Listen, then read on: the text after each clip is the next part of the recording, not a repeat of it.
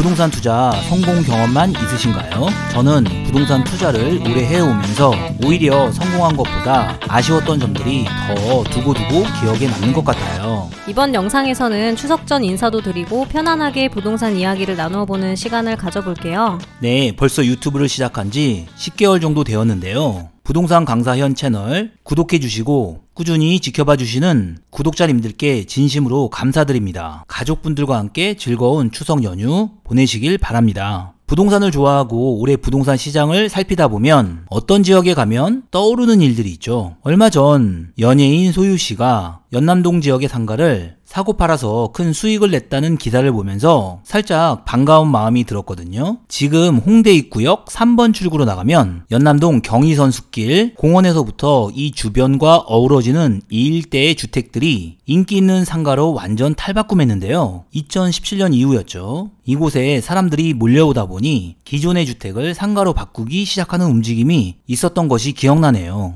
네, 연남동 경의선 숲길과 이어지는 산책길 주변은 강북의 대표적인 상권이잖아요. 연예인들도 이 일대 건물들을 많이 매수하고 있는 것으로 알아요. 네, 맞습니다. 좋은 상권이죠. 2015년 무렵에 홍대 입구역 3번 출구에서 연남동 동진시장까지 이어지는 이 일대의 주택을 매수하고자 샅샅이 돌아봤던 것이 갑자기 생각나네요. 당시 가격대가 평당 1,500만 원이었거든요. 대지 50평을 7억 5천만 원에 살 수 있었던 가격이죠. 근데 그때 당시엔 홍대 입구역 3번 지하철역 출구 인근에만 상권이 형성되어 있었고요. 연희동 쪽으로 동진시장 방향에는 기사식당과 중국집 정도만 있었어요. 이쪽까지는 사람들이 많이 놀러오고 지나다니지 않았던 거죠. 그때는 어떤 주택을 둘러보셨나요? 결국 매수하셨었는지 궁금해지네요. 제가 본 집은 동진시장 인근 골목 안쪽 도로 끝집이었어요. 계약 직전까지 갔었는데 상권이 이 주택가까지 형성될까 아닐까 고민이 되더라고요. 만약에 상권이 형성이 안 되면 주차장 미비로 쓸모없을 텐데 라는 생각이 점점 커지다가 결국 계약을 철회했네요. 현재 이 부근 가격이 평당 약 4,500만 원 정도 하는데요. 대지 50평이 22억 원 정도의 시세네요. 혹시 강남 쪽에서는 가장 아쉬웠던 투자가 있으세요? 네, 강남 쪽이면 저는 서초 반포 퍼스트 지역 반포 힐스테이트가 제일 생각나죠. 지금은 강남 넘사벽 아파트로 입지를 굳힌 지 오래인데 반포 힐스테이트가 2012년 준공, 그러니까 2014년 전세를 한번 돌릴 때였습니다. 당시 24평 가격이 8억 원, 전세 6억 원 정도였는데 제가 2억 원으로 사기 직전까지 갔다가 놓쳤죠. 이 시기가 불황 때였잖아요. 네, 그래서였어요. 진짜 이때는 부동산 불황의 절정기였으니까 이게 더 떨어질까 아닐까 생각이 들어 고민하다가 놓쳤었네요. 아쉽죠. 정말 부동산 투자가 늘 성공만 할 수 있는 것은 아니에요. 그렇지만 아쉬웠던 투자에서 교훈을 얻어나간다면 되는 것이죠. 2016년부터 오른 부동산 가격인데 지금 수도 없이 규제가 나와도 오히려 2020년 이후 한 차례 더 한 2년간 폭등한 모습이잖아요. 현재 가격은 모두가 체감하기에 너무 높은 가격인데 끝이 어디일지 모르겠어요. 사실 어떻게 생각하면 이런 부동산 상승장에서는 부동산 전문가가 의미가 있나 싶을 때도 있어요. 거의 모든 부동산이 올라버렸으니 어떠한 이유에서건 요즘 상황은 부동산을 가진 사람과 부동산을 가지지 않은 사람으로 나뉘는 것, 그게 전부인 것 같기도 하거든요. 부동산이 한 가정의 터전이 되는 소중한 곳이기 때문에 부동산을 대상으로 하는 투자 자체를 무조건 투기다 하면서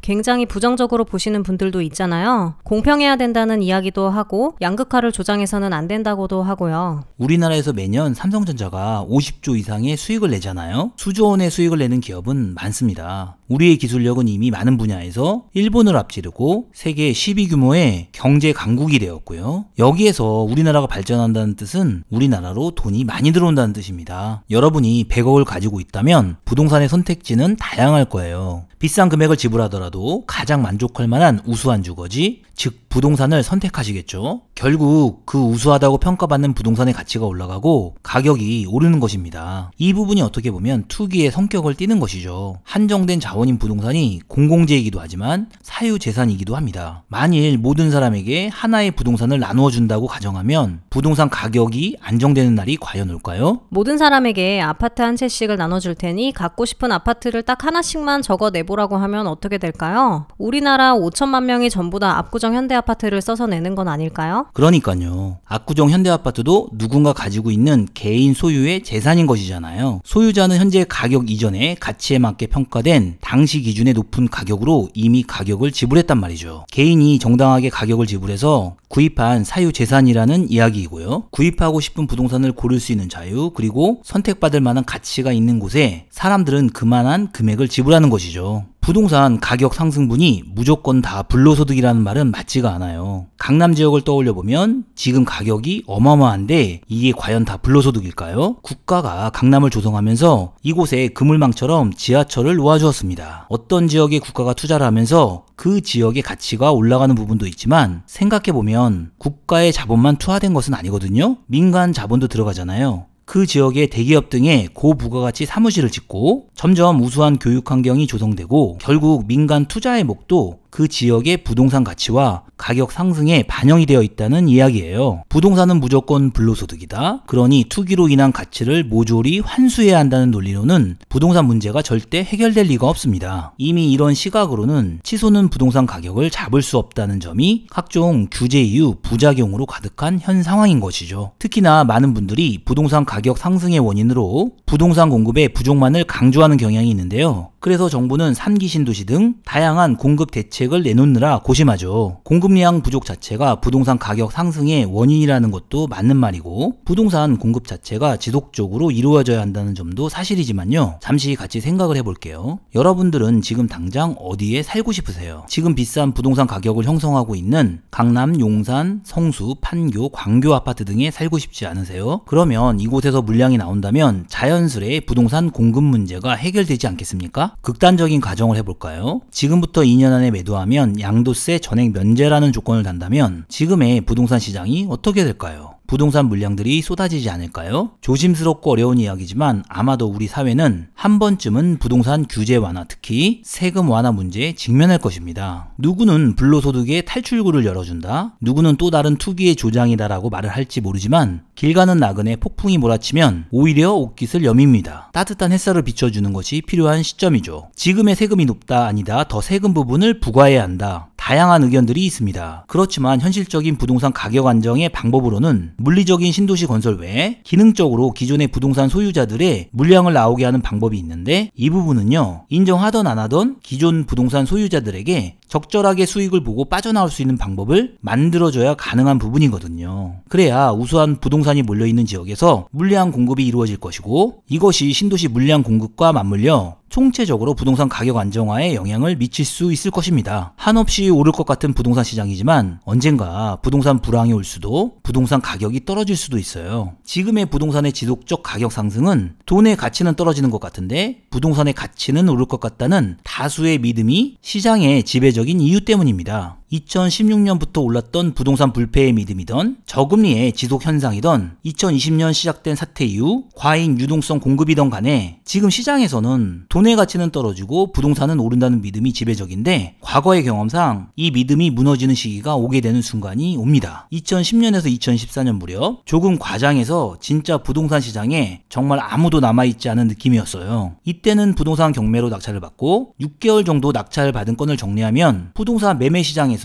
경매 말고도 급매로 살 수 있는 부동산 매물이 수두룩 나와 있어 허탈하기도 했어요. 6개월 동안 고생만 한 거니까요. 그 시기에는 2000년부터 있었던 수많은 부동산을 찬양하던 사람들이 온데간데 없이 다 사라지고 부동산 시장에서는 하우스퍼라는 자조 섞인 말들만 떠돌아다녔습니다. 국가가 발전하면 국가의 가치가 높아지고 그곳이 살기 좋은 곳이 되고 당연히 부동산의 가치는 높아지게 됩니다. 부동산 규제보다는 오히려 누구에게나 부동산에 접근할 수 있는 대출 등의 다양한 기회를 열어주고 기존 부동산 부동산을 가지고 있는 사람들한테는 적절한 수익으로 빠져나올 수 있는 길과 합리적인 보유 선택의 길을 만들어 주어야 되죠. 4년 내내 부동산 규제를 했다면 이제는 이 부분을 고민해야 하는 시기입니다. 만일 부동산 불황이 온다면 부동산 불황이 왔다고 해서 다른 데 바로 눈을 돌리고 부동산 시장에서 빠져나가시면 안 돼요. 평생 이 나라 어느 곳에서 살아가야 한다면 부동산 불황이든 호황이든 꾸준히 부동산을 공부하고 살피시는 게 필요하다는 거죠. 여러분들은 부동산 투자, 아쉬운 투자도 많이 해보셨나요? 부동산 투자 실패를 많이 할수록 그 사무침이 다음번 성공 투자로 이어질 가능성이 높습니다. 혹시 아직 집이 없으신가요? 지금도 나오는 다양한 정부 정책과 공급 대책을 공부하시고 관심을 가지셔서 다시 소중한 내 집 마련의 기회로 삼으세요. 자본주의 사회에서 소유하는 것을 문제 삼는 방향은 옳지 않습니다. 사회가 같이 만들어내 부를 공평히 배분하자는 것도 일리는 있습니다. 그런데 해결이 안 되잖아요? 한번 이렇게 해봤다면, 그래서 문제가 해결이 되지 않는다면 다른 방법으로 해결해보자는 거죠. 자, 오늘 영상 도움되셨다면 좋아요, 구독 부탁드립니다.